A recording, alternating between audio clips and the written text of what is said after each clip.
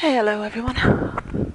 I am attempting to do this again after the last time, where I didn't have any sound. So, I am today playing The Witcher 3. And I have talked about this a lot on the show. I am just going to wait for Mr. Shortle to jump on so I can see he's there. And see if this works. So just bear with me for a minute.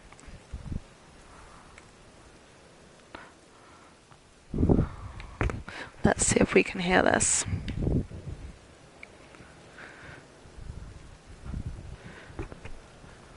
Okay. Let's see what's going on with our dude right here. Hello, Bobby. That's awesome. Okay, so today I am going to talk about Gwent because I've talked about this on the show, and this isn't like those little Assassin's Creed mini games where you can pretty much just ignore it and not worry about it. There's going to be some story quest lines you come across where if you want to, if you want to complete stuff and you like to have stuff ticked off, you're going to need to know how to play Gwent to finish some of those storylines. So I'm just going to do a real quick little intro. I'm right in the middle of town here because one of the good things that you want to do is you want to visit every single merchant. Now, every single merchant in the world, you can win one card from. And most of the merchants for the whole are just going to be a regular card, but every merchant has one. You can only win one from each person, but you can win them.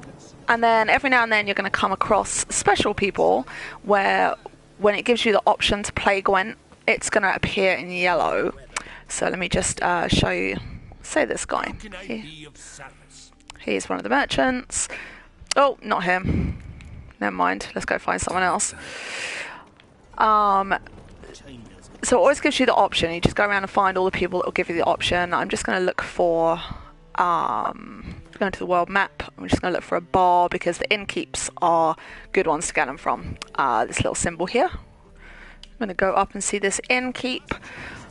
There is actually a quest line that's going to encourage you to go see every innkeep, because every innkeep is going to have a nice special little card for you. Just trying to remember my way in here. If I can remember where I'm going. Oh, yeah, I know where I am. Okay. So the innkeeps are going to have cards for you that you're going to want to use. And let's go in and talk to this guy right here. This guy holds a special one. I've already done this quest line, but this guy also has a special one. New sneakers, Justin. His shoes are lovely. Okay, so when it comes up and you see this, Gwent, would you play me? If it's highlighted in yellow, it means he's carrying a special card, like a special edition card. So you are going to want to play every single person that you find in yellow, because that's where the good cards are. But for now, I'm just going to give you a little intro to how you play. So we'll say yes. You can bet whatever you like. At this point in the game, like, I have enough money that really doesn't make any difference, but early on, 1 day shipping, yes, thank you. So we're going to go in and we're going to have a look at the game board. So this is what you're looking at first. This is basically your deck. Now, there's different factions that do different things. My favorite is Northern Realms, which you'll see up top here. I can switch across. You've got Soatel, you've got Monsters, Nilfgaardian Empire, and Northern Realms. So they're all different, and they all have different perks. All of them do, slightly different build. I'd say at the beginning, pick a faction that you like, fairly randomly.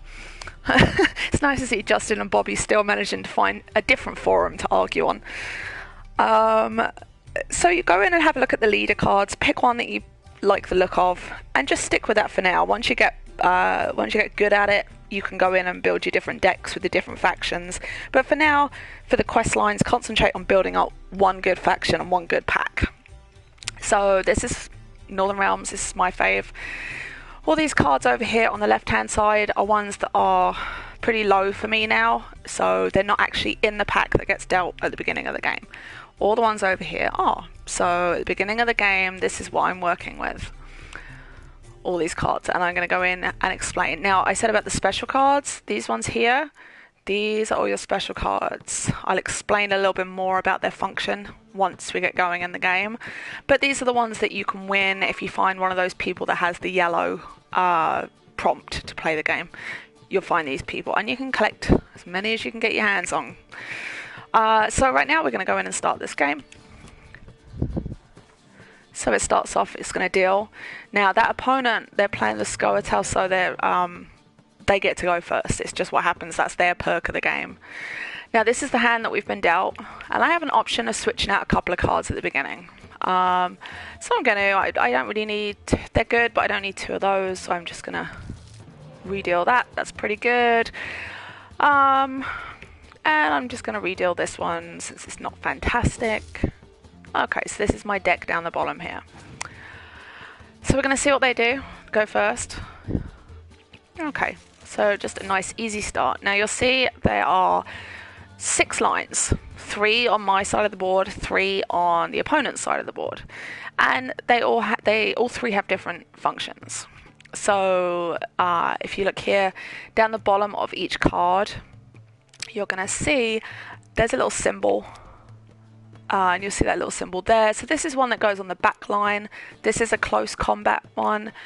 Anything with that bow and arrow there goes in the middle. That's ranged combat. So they'll go on different lines. And what you're trying to do is you're trying to get all of those lines to add up to your total score. And so what we're going to do first is I'm going to play, I'll start off nice and simple. I'm just going to play this guy, Vesemir. I'm going to play him 6 points right away just on the close combat side, on my side. Okay, now he's going to play this one, that little symbol there that looks like the little guys. What that does is summon anything else he has in his pack that matches with that symbol. He gets to play for free. But so do I. I have the same kind of card. So I'm going to do the same thing. I'm going to play this card and it's going to pull out of my deck anything else I have. And I have 2 more of those. So automatically I get 12 points. He's going to do the same thing. He's going to pull guys out. And you're going to find, this is the bit that gets a little overwhelming, especially with the monster decks and the Scoia'tael decks, is that they have a lot of these cards. So you might find yourself all of a sudden with him having like 15 cards on the other side of the board after 4 rounds. But there's ways of combating it. So right now I have 18, he has 15. There's 3 rounds. You want to be very, very careful about how you play those rounds, because if you feel like you're onto a loser from the very first round, sometimes it's good to cut your losses in the first one and make sure you have enough cards left to play the final 2. But right now I'm going to play this special card. Now this special card, what it does is it gives him the points, those 5 points. It's like a spy card. So those 5 points he gets, but that eye symbol, it means I get to draw 2 more cards, which can be as big an advantage as those 5 points. So, oh yeah, Gwent is the best. And it's just, I wish everybody could just don't get overwhelmed, just go in and play around with it, because honestly I could spend 6 hours just playing Gwent, not even playing The Witcher. Please, please hurry up and come out with a standalone game. Alright, he has 23, I have 18, but as you saw I got to draw 2 more cards. Now I'm going to briefly explain these special cards. So for now what I'll do is I'll play this one. Now what it does is you get the points. So there's the 10 points right up front. Now the pros and cons of this is, the pro of it is you can't do anything to that. They can't play anything that will cancel those points out. There's no weather or status effects that are going to do anything to that card. Those 10 points are going to stay on the board regardless. I can't even pull that card off. Like, that is staying there, full stop. Now the other interesting thing about that can also be a downfall, because say I want to play this card right here. Now this is a bugle, which means I get to basically double everything on the line. So if I was to play that on that top line here, it would double everything there, except for that special card. That special card is only ever going to be worth 10. So for good or bad, that card stays as is. So for now, he has 29 points. I have 28. It's still worth playing this round. Now, status effects here that are good. I'm going to try and play this card. Now, what's going to happen is when I play this Blizzard card, everything in close combat is going to drop to 1. So all of his cards on that front row and all of my cards on the front row will drop to 1, except for my special card, which, like I just said, will only ever be 10. Now, when I play this, it's going to give me a big advantage because even though I'm going to lose 5 points from that one card up front, he's going to have 5 points overall on that front line. He's going to lose 15. So we're going to play this status card right now. So there you go. So you see it drops him all the way down. Now he also only has 4 cards left. So the reason he's passed at this point is that he clearly doesn't have a clear weather card like this one right here, which would get rid of that Blizzard. And he only has 4 cards left and I have 7 cards left. So rather than fighting it out to try and come back and get that advantage back, he's chosen to pass this round with the hopes that he can win the next 2. Now for me, I'm going to pass this 2. There's no point in playing any more cards. I have this round 1. So I'm going to hold down triangle, pass this round. I've won the round. Now the next round that comes up, if I can win this round, game over. Now my Northern Realms, I get another card for winning that round. Always helps. So I now have 8 cards to his 4, so it's going to be pretty hard for him to beat me at this point. And now I'm going to add to it because this special card is one of my favorites because this is a spy card that gives me a draw of 2. I get 2 extra cards to play with pulled out of my deck, but it gives him absolutely 0 points and he cannot remove this from the board with a dummy card or anything like that. So here we go. I'm going to throw that down. I get 2 dummy cards. Not a huge help, but still. Okay, he plays a regular ranged combat card, no special perks. So what I'm going to do is have a look and see what I have. Oh, this is another one of my favorites. Okay, so anything that has a little heart symbol and the plus, play that after the first round. You don't want to play those in the first round. Play that in the second round because what it does is once you play it, you get the points for that. But then you also get to go in and randomly, or not random, you actually get to go in and see all the cards you discarded in round 1. You get to pull one back out and play it again. So once I play this, I get the 5 points up on the back line, and then I can go in and choose any of these ones. Now, as you see, the special card is not in there because once you play that special card, it's played, you don't get to pull that back. And the perks will not come with it the second time. So if I pull that one and I play that, those other 2 will not be automatically played. So for me, the best choice right now is to pick Vesemir at 6 points. So there you go. So I get to play that. Now he only has 3 cards left at this point. So, that's going to help though. But he doesn't have anything else to pull out. Okay, so let's see what I have here. I'm just going to play these ones up back. They're worth a lot of points. 6 is not too bad. So now this is the status effect, so this is good. So what he's done is he's played the status effect on me, and it's the one that focuses on the back line, the torrential rain. So he's knocked those both down to 1 point each. Now the advantage I have here is I have a clear weather card, and this is going to get rid of all those weather effects. But he doesn't know I have this. So my best strategy at this point is I mentally will play as if that status effect isn't there.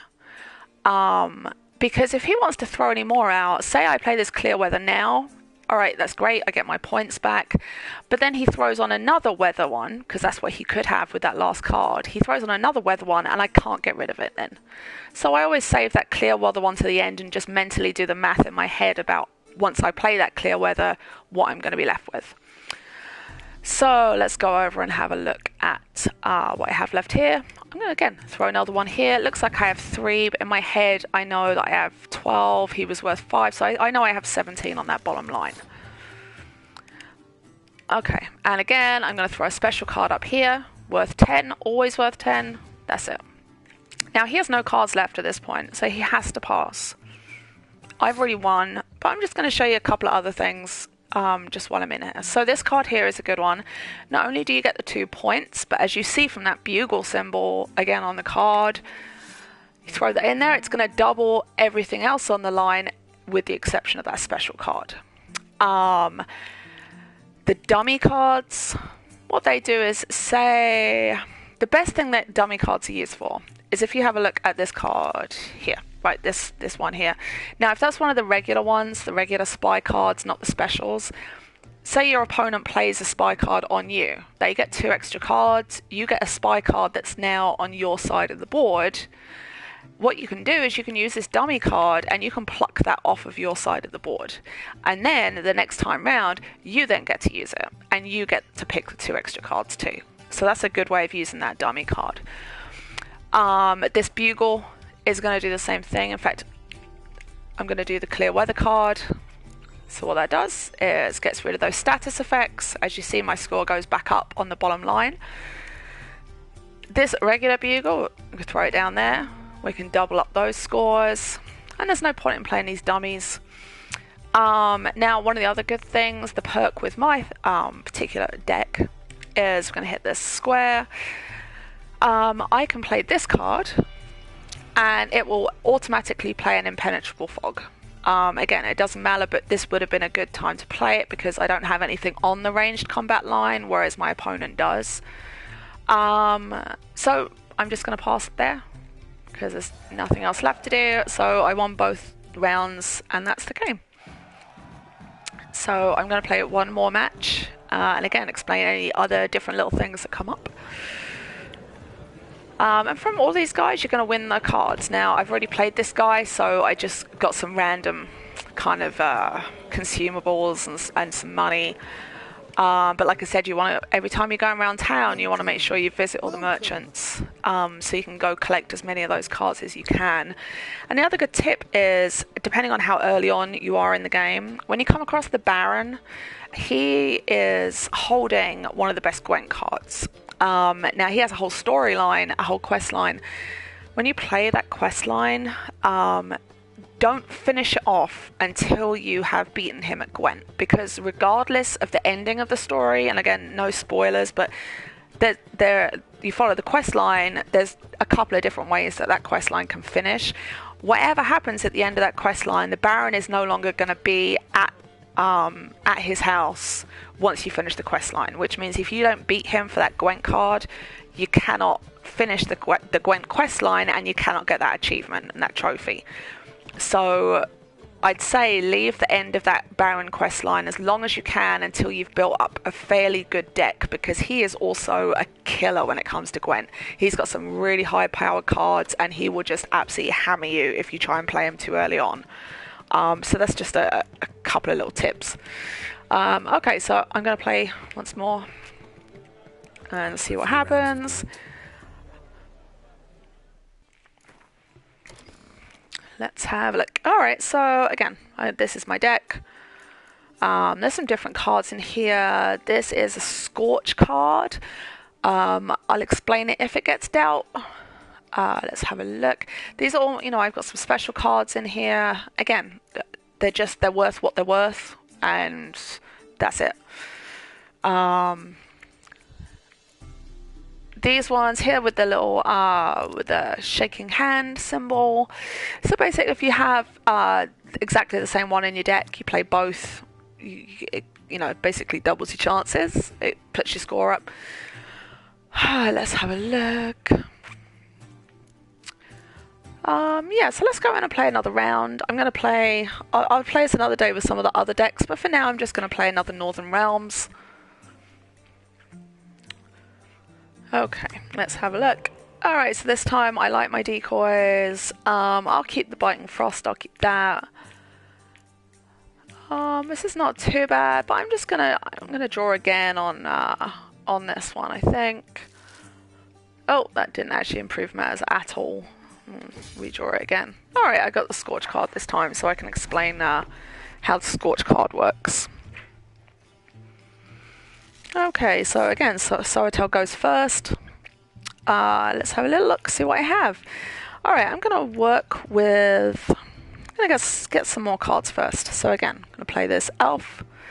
0 points to them, cannot be moved, and I get 2 sparkling new cards. Okay, he's going to play that one again with that little symbol there. That always makes me think of like chess pieces. I think it's supposed to be helmets. But he pulls out extra peeps. Alright, I like to do this. I like to play all of my spy cards as soon as possible and just like really rack my deck up. So let's have a look. Alright, sweet. I got one of these guys, which automatically gives me a couple of extras, because when I play it, it's going to pull out others. And the other good thing with this is because I played my spy cards, I got those extra cards. He's down to 8 cards. He's beaten me 17-0 right now, so he's passed. He's like completely lulled into a sense of full security. So now we are going to play this, which hopefully should give me 12, because it's going to pull out my other 2. There's 12 points right there. And then I think I can just use 1 extra card right here. And by putting this on here, 1 extra card, that gives me 24 points. I win that round, so I'm going to hold and pass. I finished that round with 10 cards, so numbers-wise, I'm 2 up on him. And I'm going to get an extra card because I'm Northern Realms. And now, really, I just got to try and bang this round out, and I'm good to go. So I'm going to start up the back here. Now you see I'm a little nervous about the fact that I do not have a clear weather card, because if I put too much of my too many points on one of the lines and he plays a weather effect, it can really screw you up if you can't get rid of it with a clear weather. So I'm going to spread it around a little bit so that that's not as bad. Oh, although first I am going to show you what a Scorch card does. Now a Scorch card gets rid of the highest scoring cards on the table at the time. Now the catch with this card is it doesn't matter if it's yours or theirs, it will just get rid of the highest scoring. So if you look here, I've got 2 cards worth 6 points, but right now he's played a card that's worth 10, so I know I can play that Scorch card and it's going to get rid of this dude over here. Now say I've got an 8 and he has a 6 and I play it, it's going to get rid of my card instead. So you got to be careful when you use that Scorch card. Just double check that you don't have anything on your side that you're going to get rid of accidentally. So we're going to play the Scorch card and we're going to go for this guy right here. And he's gone. So again, it's like 10 points down the drain. If you look at that card, this makes a difference again with the status effects, with the weather effects. This can make a big difference. This card here can be played either on the ranged combat or close combat. So say there's a weather effect on one of the lines, just play it on the other line, and you know that can come in useful. So let's have a look. So he has 10 right now. I'm going to play something else up back, but again I have to be very careful that I'm not tempting him into, you know, he plays that weather effect and I'm kind of screwed. Okay, so let's have a look. I'm going to play these, again, special cards. Nothing's going to happen to that card. It's going to stay there and it's going to be worth 15 points regardless. Now at this point I have 6, he has 3. I'm winning by enough that I could pass, but the trouble is it's taken a risk. I've already won the first round. If I can just like get him to play a couple more of those cards, then I know I've got it in the bag. So I'm gonna I'm 48-22. He's really gonna have to pull out something to get close to me, and he needs to win this round. He's just wasted a clear weather card, so he clearly doesn't have much in his deck anymore. In that case, I am gonna... Okay, let's have a look. Oh, you see, so the winter weather card here, the blizzard. The good thing with this is if I play this now, he's already played his clear weather card. He cannot get rid of this. And it's not going to affect my guys up front because there's special cards. Nothing's going to happen. But it will knock his guy down to 1 point. So again, I'm going to play this one right here. And all of a sudden it's a little chilly up front.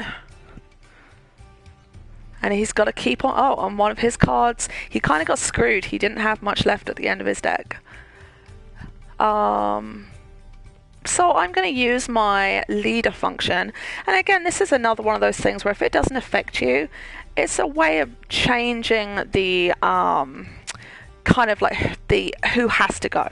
If I play my leader card, I've put impenetrable fog, which knocks his scores right the way down in the middle, and it's also forcing him to make another turn before I have to make another turn.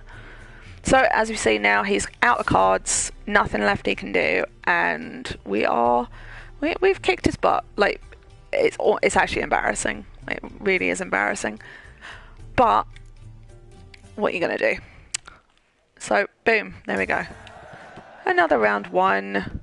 And I'm not going to pretend that it's anywhere near that easy normally. When you play the guys that it lights up in yellow and it's a special card, they will throw everything at you, and all of a sudden there will be like 20 cards on the other side in 2 rounds, and it's going to take a lot to beat them. But the more you play, the easier it gets, and the more it becomes like second nature, just to know what's going to follow on with what and how to manipulate the other player into doing what's going to help you. So that is like a very short basis of Gwent, and maybe next time I will show you how the brothels work, because that will be quite amusing as well. But for now, I am going to sign off. Thank you all for watching, and I'm going to archive this stream, so if anybody needs to go through and again learn how to play Gwent, it is so worth it, and you will love it once you figure it out. So enjoy, and I will stream again later. Okay, bye-bye for now.